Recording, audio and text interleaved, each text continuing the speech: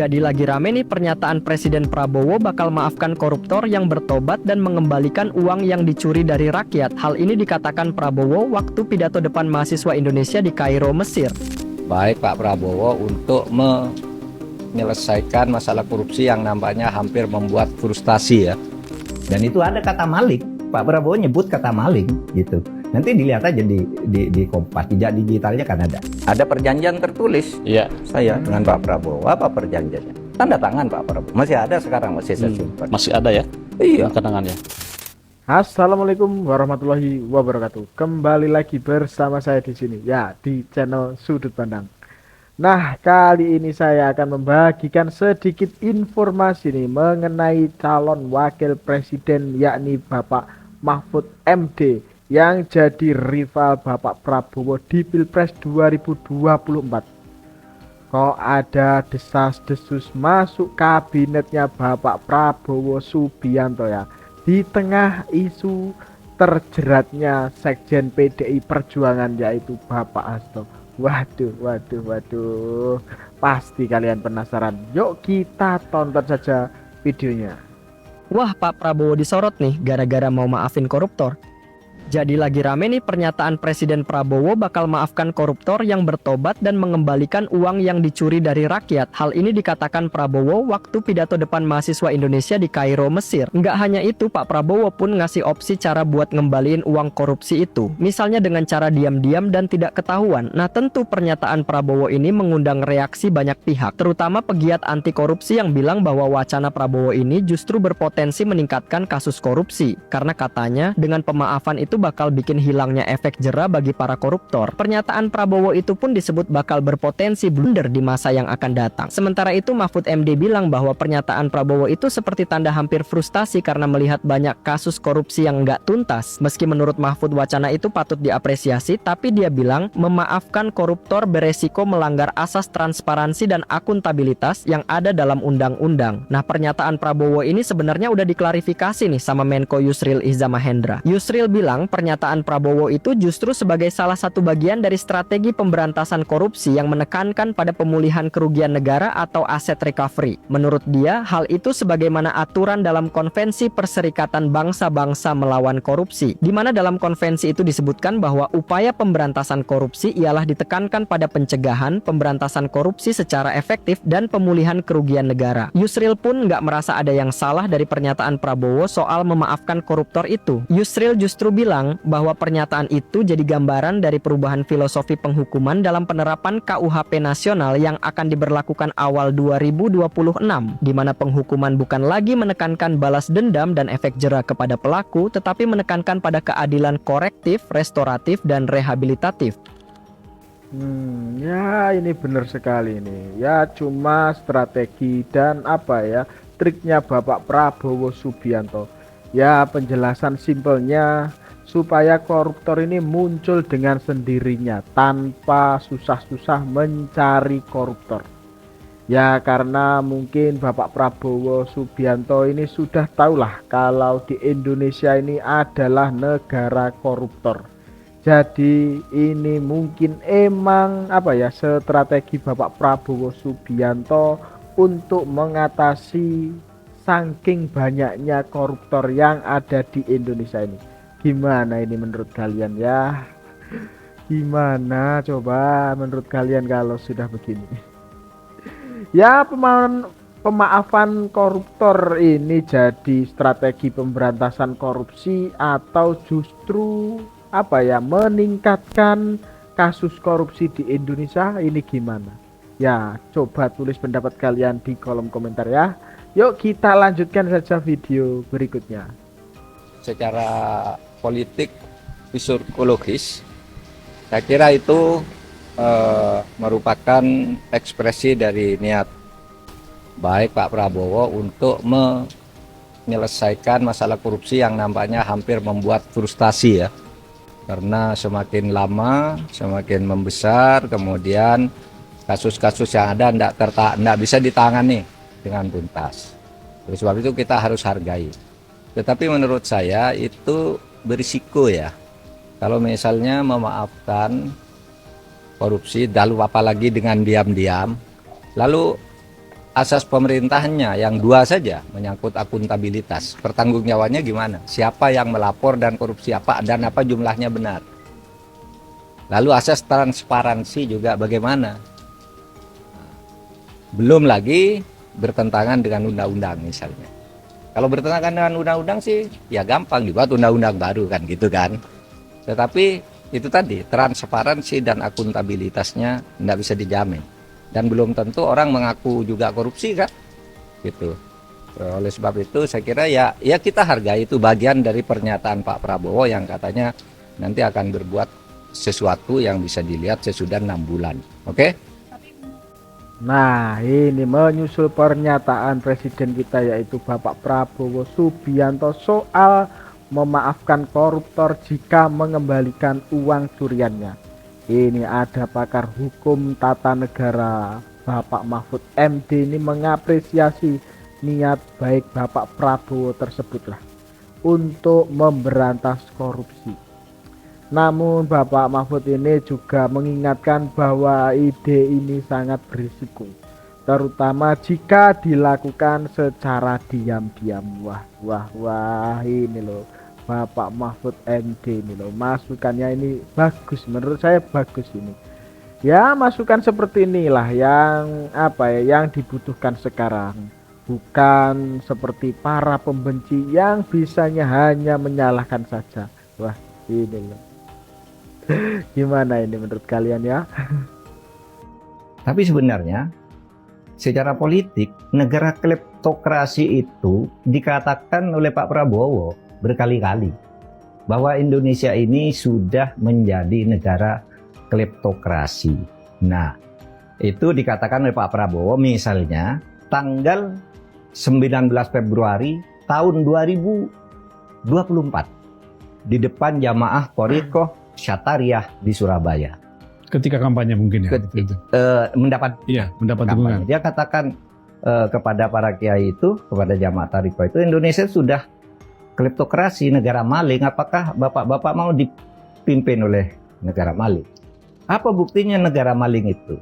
Sekarang kekayaan Indonesia itu yang dalam bentuk tersimpan di bank 11.000 triliun ada di luar negeri. Ini kekayaan Indonesia. Sementara yang di dalam negeri hanya 5.465 T. Ini kata Pak Prabowo ya. Data. Ini masih data Prabowo. Kata Prabowo. Itu nanti buka aja di harian Kompas ya. Tanggal 19 Juli tahun 2024. Sebelum itu malah udah bicara Pak Prabowo. Apakah saudara mau dipimpin oleh Malik? Klepto itu gitu. Itu dikatakan oleh Pak Prabowo di Copaya ya, Bandung. Pada 3 Juli tahun 2014, sudah lebih lama lagi. Gitu ya, udah berapa kali berarti Prabowo mengatakan jadi itu Pak ya? Pak Prabowo tahu bahwa negara Indonesia ini dalam bahaya. Karena dikangkangi oleh klepto, pencuri-pencuri.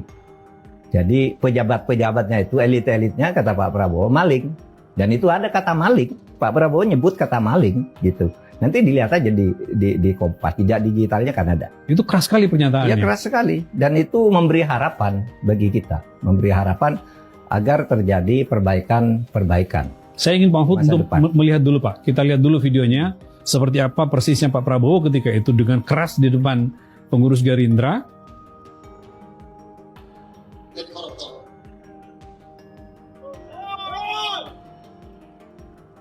Jangan kau hianati bangsa ini. Jangan kau hianati pejuang-pejuang kita. Kau kejar bagaimana?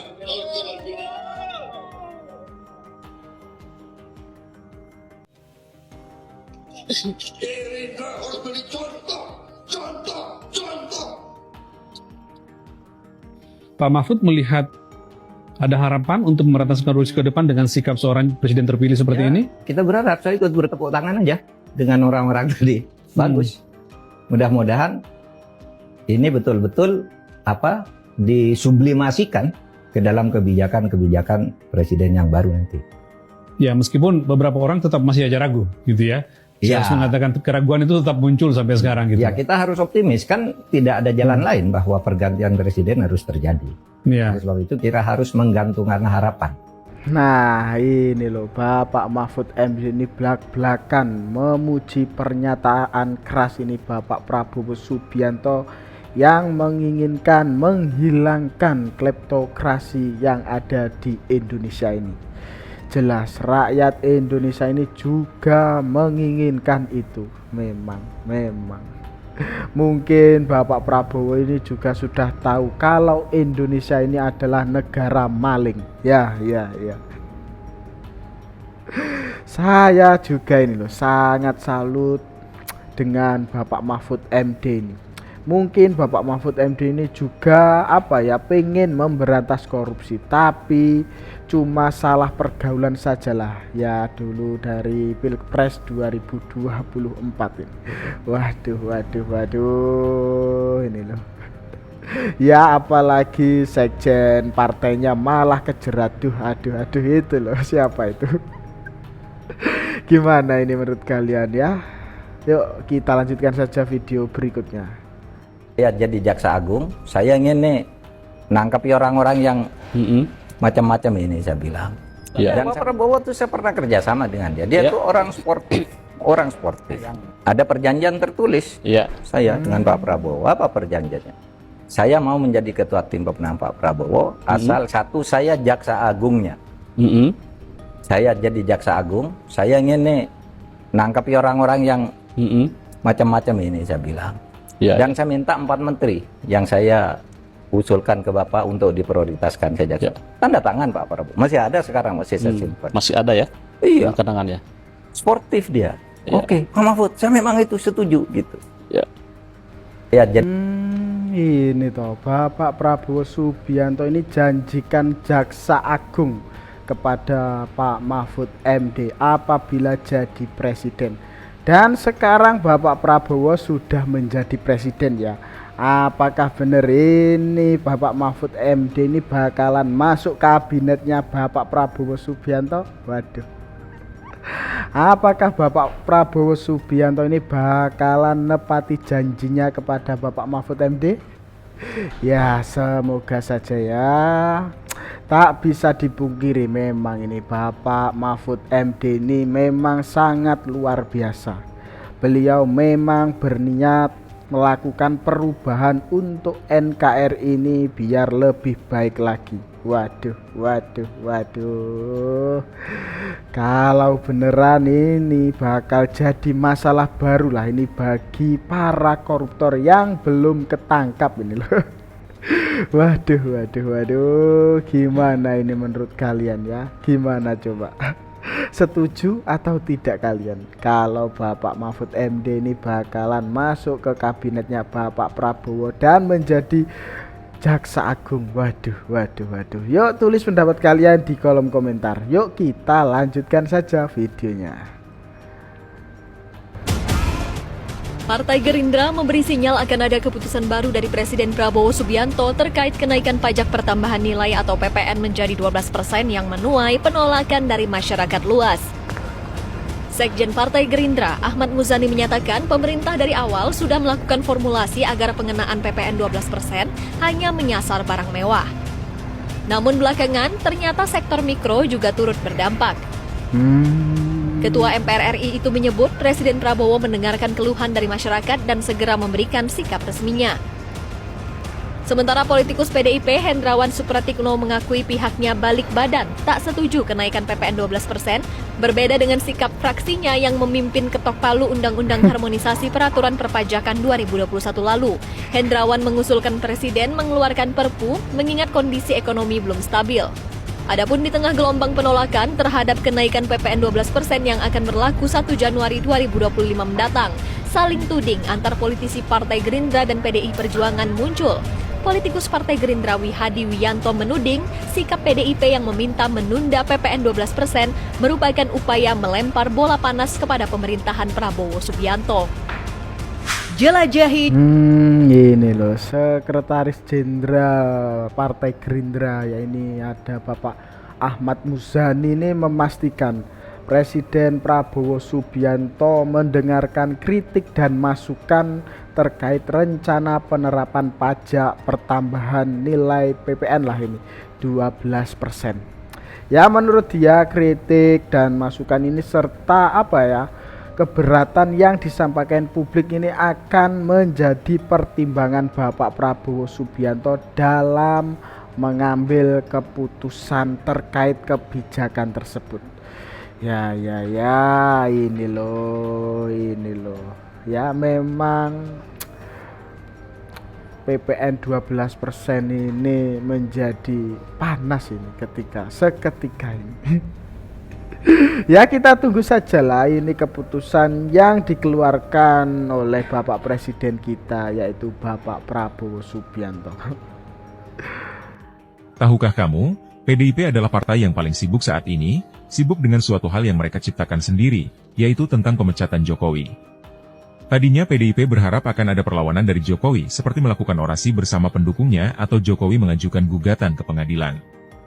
Tetapi PDIP dibuat kesal oleh Jokowi, karena Jokowi sangat santai menyambut surat pemecatannya, bahkan Jokowi terus kedatangan tamu penting di rumahnya.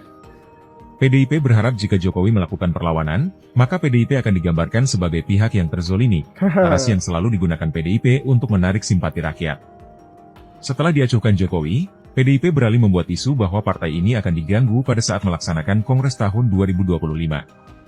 PDIP seperti tidak belajar dari sejarah, bahwa rakyat saat ini sudah dewasa dalam berpolitik. Narasi yang mereka bangun untuk mendapatkan simpati rakyat justru menjadi jalan bagi partai banteng ini menuju kehancurannya sendiri. Nah ini loh, PDI Perjuangan ini dibuat tidak tenang oleh Bapak Jokowi. Ya kan, padahal mereka sendiri yang memecat kadernya tersebut bersama 26 kader lainnya. Mungkin PDI Perjuangan ini berharap akan ada gelombang unjuk rasa yang digalang oleh Bapak Jokowi atau pendukungnya, atau Bapak Jokowi sendiri yang melakukan gugatan ke pengadilan atas pemecatannya tersebut. Waduh, sayang 1000 sayang ya, skenario ini tidak berjalan dengan mulus. Bapak Jokowi ini malah menanggapinya dengan santai saja ini. Bahkan ya ini tetap beraktivitas secara secara biasanya, seperti biasanya lah. Bapak Jokowi ini tetap santai malah. Tidak ada penggalangan opini yang berlebihan. Bapak Jokowi ini hanya menjawab dengan singkat. Ya pemecatannya sebagai kader banteng ini biar nanti diuji oleh waktu itu sendiri. Waduh, memang ya ini loh, Bapak Jokowi ini memang beda ini, asli. Ya memang hampir setiap hari kader PDI Perjuangan ini berusaha untuk menjatuhkan Bapak Jokowi. Ya dengan narasi-narasi yang kadang di luar nalar ini. Bahkan kenaikan PPN 12% ini ya juga menyalahkan Bapak Jokowi. Waduh, ini gimana menurut kalian ya kalau sudah begini? Yuk tulis pendapat kalian di kolom komentar. Dan itu tadi ya sedikit informasi yang dapat saya sampaikan dalam video kali ini.